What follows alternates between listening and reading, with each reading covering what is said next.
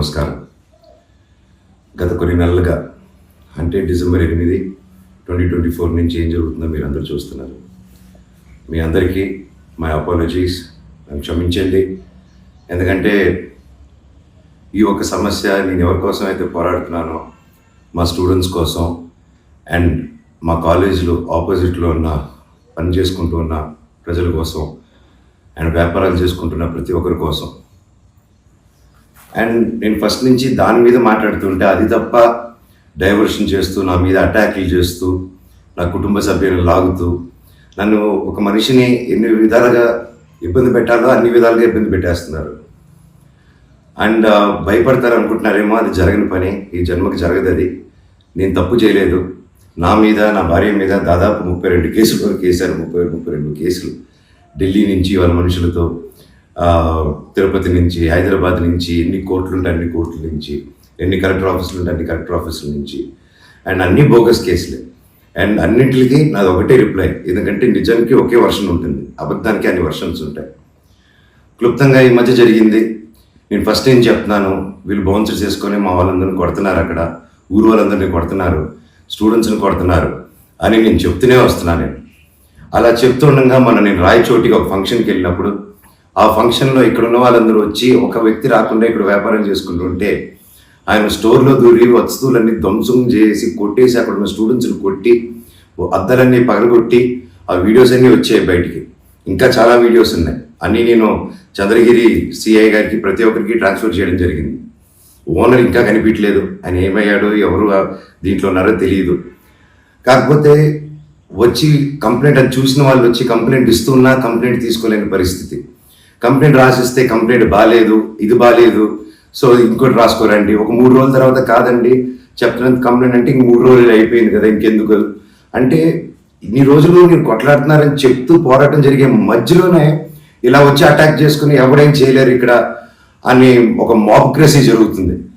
And నిన్న రాత్రి కూడా నాకు ఇంటెలిజెన్స్ నుంచి మా హాస్టల్లో ఉన్న సురేష్ అన్నకి ఆ వాయిస్ రికార్డింగ్ కూడా మీకు పంపిస్తాను.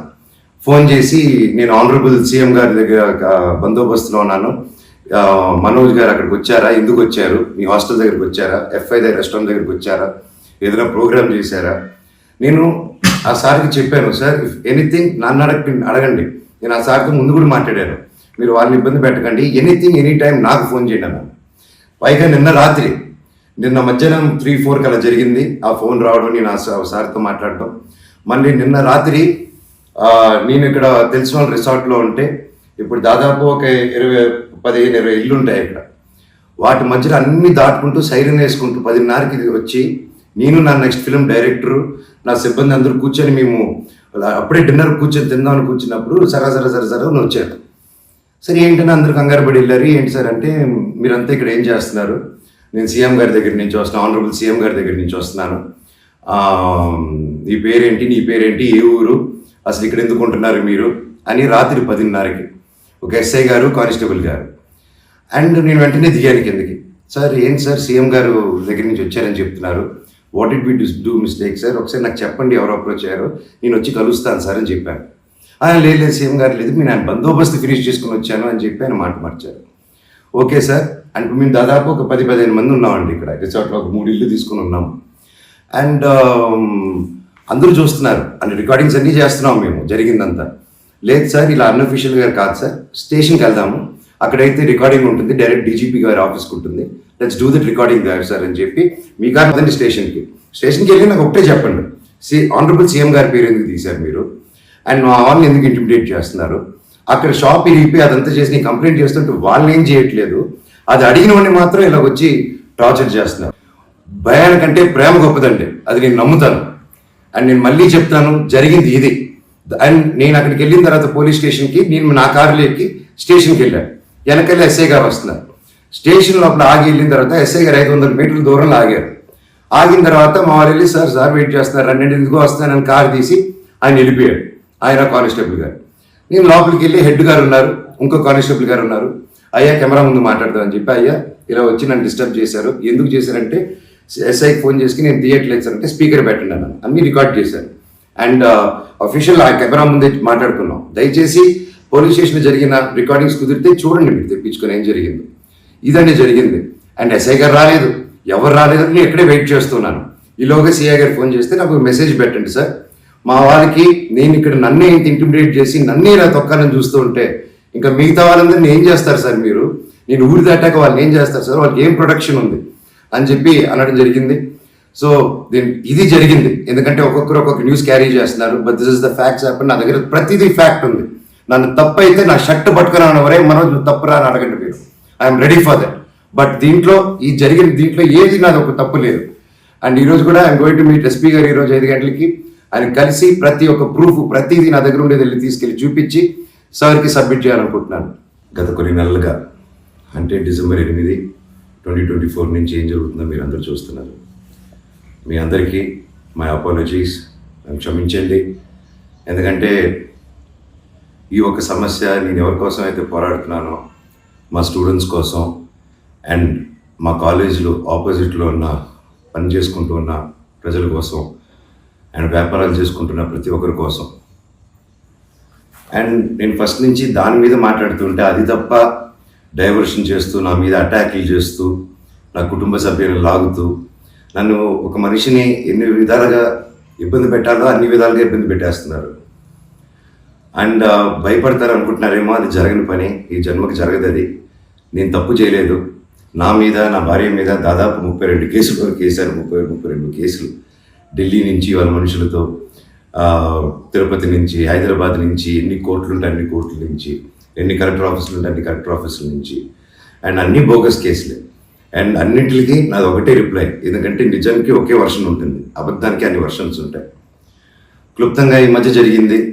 నేను ఫస్ట్ ఏం చెప్తున్నాను, వీళ్ళు బౌన్సర్స్ చేసుకొని మా వాళ్ళందరినీ కొడుతున్నారు, అక్కడ ఊరు వాళ్ళందరినీ కొడుతున్నారు, స్టూడెంట్స్ని కొడుతున్నారు అని నేను చెప్తూనే వస్తున్నాను. నేను అలా చెప్తుండగా నేను రాయచోటికి ఒక ఫంక్షన్కి వెళ్ళినప్పుడు ఆ ఫంక్షన్లో ఇక్కడ ఉన్న వాళ్ళందరూ వచ్చి ఒక వ్యక్తి రాకుండా ఇక్కడ వ్యాపారం చేసుకుంటుంటే ఆయన స్టోర్లో దూరి వస్తువులన్నీ ధ్వంసం చేసి కొట్టేసి అక్కడ ఉన్న స్టూడెంట్స్ని కొట్టి అద్దాలన్నీ పగలగొట్టి ఆ వీడియోస్ అన్నీ వచ్చాయి బయటికి.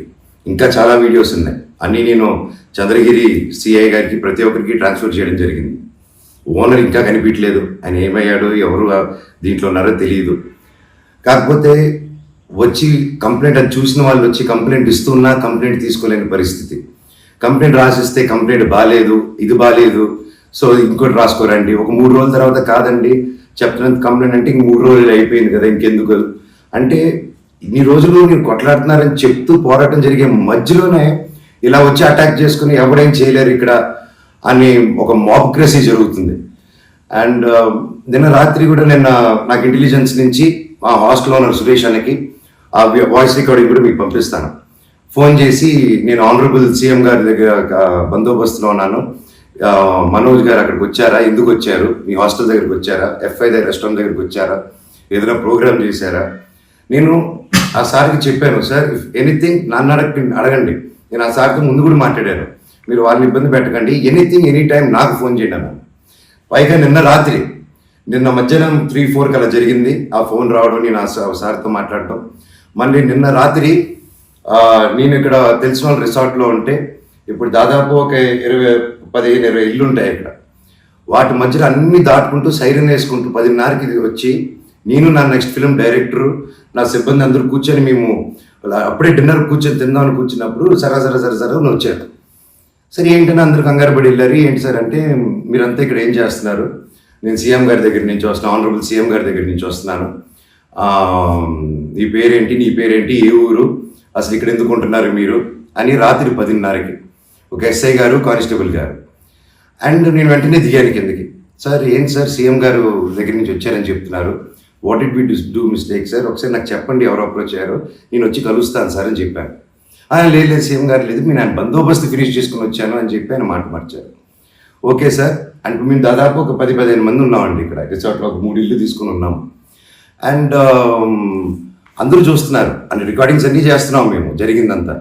లేదు సార్ ఇలా అన్అఫీషియల్గా కాదు సార్, స్టేషన్కి వెళ్దాము, అక్కడైతే రికార్డింగ్ ఉంటుంది, డైరెక్ట్ డీజీపీ గారి ఆఫీస్కి ఉంటుంది, లెట్స్ డూ దట్ రికార్డింగ్ గారు సార్ అని చెప్పి మీ కాదు స్టేషన్కి వెళ్ళి నాకు ఒకటే చెప్పండి, ఆనరబుల్ సీఎం గారి పేరు ఎందుకు తీశారు మీరు, అండ్ మా వాళ్ళని ఎందుకు ఇంటిమిడేట్ చేస్తున్నారు, అక్కడ షాప్ ఇరిపి అదంతా చేసి కంప్లైంట్ చేస్తుంటే వాళ్ళని ఏం చేయట్లేదు, అది అడిగిన వాడిని మాత్రం ఇలా వచ్చి టార్చర్ చేస్తున్నారు. భయానికంటే ప్రేమ గొప్పదండి, అది నేను నమ్ముతాను. అండ్ నేను మళ్ళీ చెప్తాను, జరిగింది ఇది. అండ్ నేను అక్కడికి వెళ్ళిన తర్వాత పోలీస్ స్టేషన్కి నేను నా కారులో ఎక్కి స్టేషన్కి వెళ్ళాను. వెనకెళ్ళి ఎస్ఐ గారు వస్తున్నారు. స్టేషన్ లోపల ఆగి వెళ్ళిన తర్వాత ఎస్ఐ గారు 500 మీటర్ల దూరంలో ఆగారు. ఆగిన తర్వాత మా వారు వెళ్ళి సార్ వెయిట్ చేస్తున్నారు, రండి ఎందుకో వస్తానని కారు తీసి ఆయన వెళ్ళిపోయాడు. ఆయన కానిస్టేబుల్ గారు.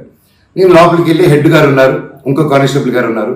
అయ్యా కెమెరా ముందు మాట్లాడదాం అని చెప్పి, అయ్యా ఇలా వచ్చి నన్ను డిస్టర్బ్ చేశారు, ఎందుకు చేశారంటే ఎస్ఐకి ఫోన్ చేసి నేను తీయట్లేదు సార్ అంటే స్పీకర్ పెట్టండి అన్నాను. అన్ని రికార్డ్ చేశాను. అండ్ అఫీషియల్ ఆ కెమెరా ముందే మాట్లాడుకున్నాం. దయచేసి పోలీస్ స్టేషన్లో జరిగిన రికార్డింగ్స్ కుదిరితే చూడండి, మీరు తెప్పించుకొని ఏం జరిగిందో. ఇదండి జరిగింది. అండ్ ఎస్ఐ గారు రాలేదు, ఎవరు రాలేదు, నేను ఎక్కడే వెయిట్ చేస్తున్నాను. ఈలోగా సిఐ గారు ఫోన్ చేస్తే నాకు మెసేజ్ పెట్టండి సార్, మా వాళ్ళకి నేను ఇక్కడ నన్నే ఇంటిమిడేట్ చేసి నన్నే ఇలా తొక్కాలని చూస్తూ ఉంటే ఇంకా మిగతా వాళ్ళందరినీ ఏం చేస్తారు సార్ మీరు, నేను ఊరి దాటాక వాళ్ళని ఏం చేస్తారు సార్, వాళ్ళకి ఏం ప్రొటెక్షన్ ఉంది అని చెప్పి అనడం జరిగింది. సో ఇది జరిగింది. ఎందుకంటే ఒక్కొక్కరు ఒక్కొక్క న్యూస్ క్యారీ చేస్తున్నారు, but this is the facts happen. నా దగ్గర ప్రతిదీ ఫ్యాక్ట్ ఉంది. నన్ను తప్పు అయితే నా షర్ట్ పట్టుకుని ఎవరే మనం తప్పురా అని అడగండి మీరు, I'm ready for that. But దీంట్లో దీంట్లో ఏది నాది ఒక తప్పు లేదు. అండ్ ఈరోజు కూడా I'm going to meet SP గారు ఈరోజు 5 గంటలకి. ఆయన కలిసి ప్రతి ఒక్క ప్రూఫ్ ప్రతిదీ నా దగ్గర ఉండేది వెళ్ళి తీసుకెళ్ళి చూపించి సార్కి సబ్మిట్ చేయాలనుకుంటున్నాను.